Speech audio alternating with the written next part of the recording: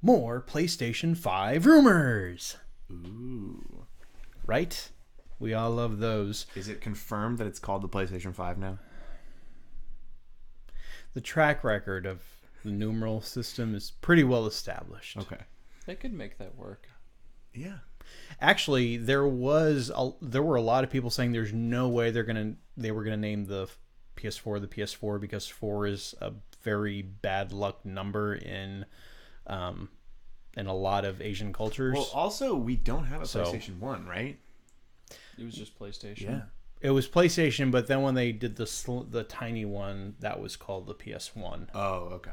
And it was actually spelled out ONE. See, Xbox, it's always just copying stuff.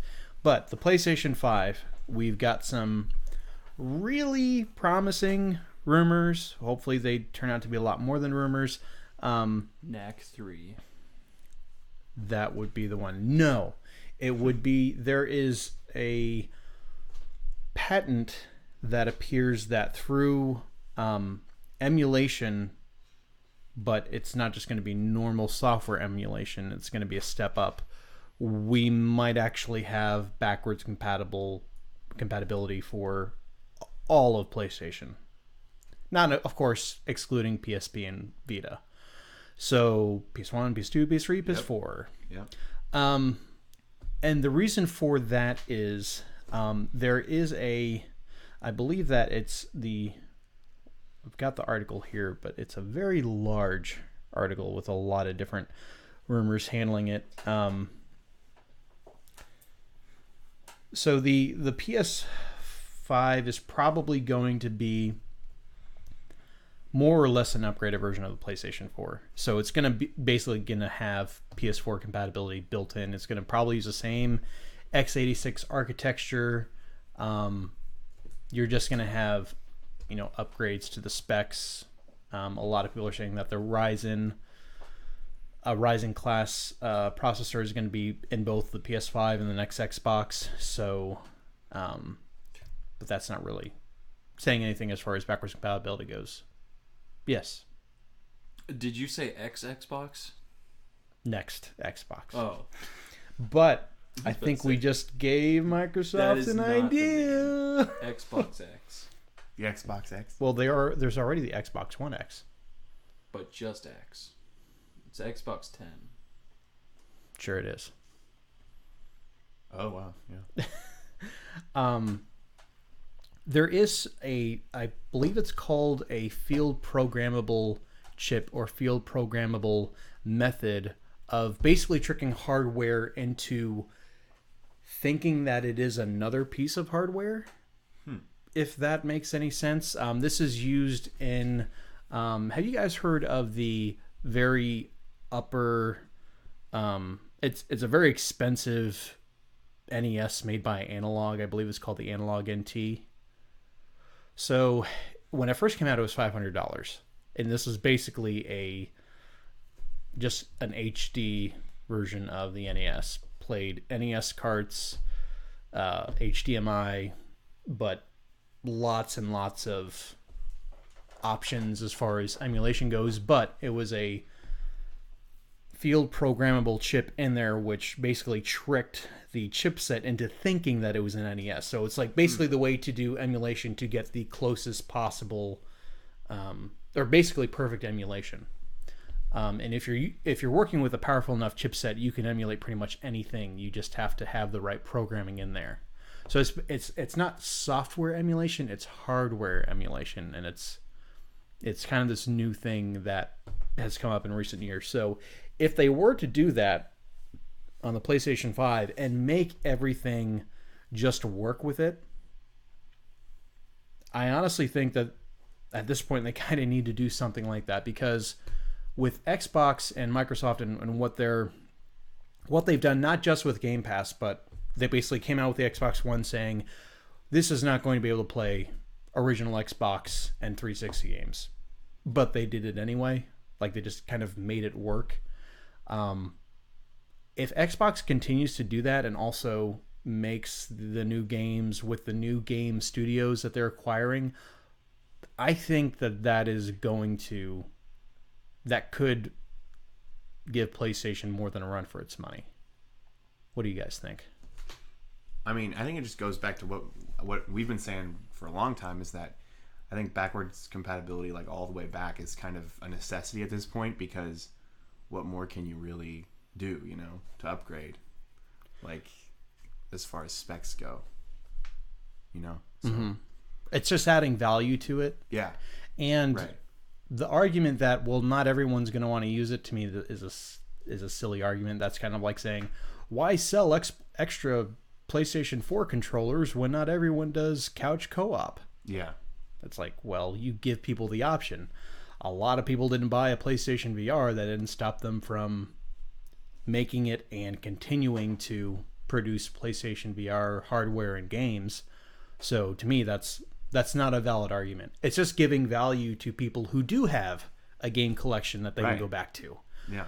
And honestly, and they could very easily beat Xbox simply because PlayStation has been around longer, a whole generation longer. So you've got that bigger library to pull from. Yeah. And furthermore, if PlayStation 5, a lot of people think that this next generation may be the last generation of consoles that are going to be traditional physical media based and not go to like all streaming or all digital platform, then this may be it. So if it is going to be it, this would be nice to have, especially if they could do like 4K up-resing and right, nice little bells and whistles like that.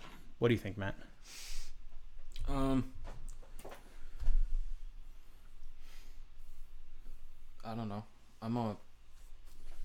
I'm really a big fan of backwards compatibility, just because, not because I would use it most of the time. I'm not really a huge fan of going back and getting a whole bunch of games from old consoles. I just hate wasted effort and time remastering and remaking like all these games that just like, right, why? You could have spent your time doing something like, I mean, like some games just, I don't really care for. Like there are some games that come out that I just, why was that remade? Yeah. Was there like honestly, like Super Mario DS or the Super Mario 64 DS game, I mean, I had no problems with it, but it kind of just played exactly like the original, but you could be 4 different characters. Yeah. Which I guess is kind of cool. But, and it was on a handheld. I mean, now that yeah, but I mean, other than those two things, it's basically the exact same game. Right. Visually, it wasn't amazing. It was a step up from Polygon. It was very give and take. Yeah. Like some things were better and some things were worse. That was more of a necessary port because GameCube, it was original. No, 64. 64. That cartridge wouldn't have been able to fit in like a DS. So I don't see it as a necessary port. Well, honestly, I think it's there's good a lot of because games. It's a game that I think still had life to it and was still great, and they were basically just giving that to another generation of people who only had DSs and not GameCubes like myself. I don't know. There's a lot of games in the 64 that I'd be happy if they were gone. That's definitely one of them. But it's solely on a visual standpoint. I can't play those games. Just they look so bad, and they play really slow. Like I know people like you can beat the game in like 23 minutes or something stupid like that. There's a lot of N64 games you can beat in like ridiculous amounts of time.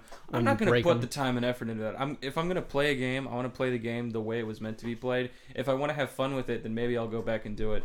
But I don't know, like Ocarina of Time, the original one, it just feels slow. And I'm not. Oh, you're just talking about the original N64 version. Yeah. Yeah. Well, even there was like the 3DS version. There was a port for the GameCube. Oh yeah, it was just the ROM though. This is like the exact same thing. Yeah. I actually haven't played the one for 3DS. I've heard it's better and it's a lot faster. It paced, runs like a lot better. Like a lot of more modern Zelda games are now, which is how I like it. Like Wind Waker, the Wind Waker remake. I was actually happy about that, but that's more of a like I liked Wind Waker. I don't meet very many people that like really really liked Wind Waker. I love like the Toon Link style of games. Well, and with that, there were a lot of people that when it came out and they kind of did an overhaul to the graphics. A lot of people preferred the way that the GameCube looked because there were, I guess it looked more. It really adopted the cell shading more on the GameCube than it did in the Wii U version. And I was going to say that the thing that the Xbox One does really well with backwards compatibility is that games that ran on the 360 or the original Xbox, maybe at an unstable frame rate, it actually stabilizes the frame rate and makes them run the way they were meant to be run. So if PlayStation 5 could do something like that, just as like a here's just a throwaway, because it's kind of strange that the PlayStation 4 there's no way to play PS1 games on it. There are a handful. There's really no way to play PlayStation 3 games on it unless you get an HD remaster, which the PlayStation 3 was already an HD system, so that's not really adding anything. It just makes it run better. And then there are PS2 classics you can download. Oh, and then there's PlayStation Now, which is just streaming. I mean, to me, if it's the same format, it should be able to play it, right? I mean, it's all DVD, so yeah. The original PS1 was CD. Yeah. PS2 was DVD, and PS3 and PS4 are both Blu-ray. If it's all the same size type thing going in there, one I think drive it should be able to work. Can handle all three of those super easily. Yeah. So, yeah, I'm with you. There's PS1, like anything can emulate PS1 games right now. PS2 games, they have an emulator running on the PS4. Otherwise, they wouldn't do the PS2 classics. And the PS3, I think the 5 would be powerful enough to do that field programmable method to make it basically act like a PlayStation 3. And then PS4 would just be baked into the architecture. So you wouldn't need to do anything extra for that. So I really do think that if they don't do it, they could lose a lead in the market that they have now. And the thing that makes me worried about Sony is that typically when they get in the lead, they get cocky. They do things like the $600 price point for the original PS3. They start to, to act very cocky. They do strange E3 press conferences, playing on the fiddle or whatever it was. Which bad sign. Yeah. Bad sign. Don't do that. But yeah, I honestly think that they need to have it if they want to stay in the lead. It's just something that Xbox has pulled ahead on, and Xbox is making other questionable decisions, but I feel like that's something that, like their whole game library. Yeah. But Sony's losing on that front. So yeah. Should do it, Sony. Wouldn't cost you anything hardly.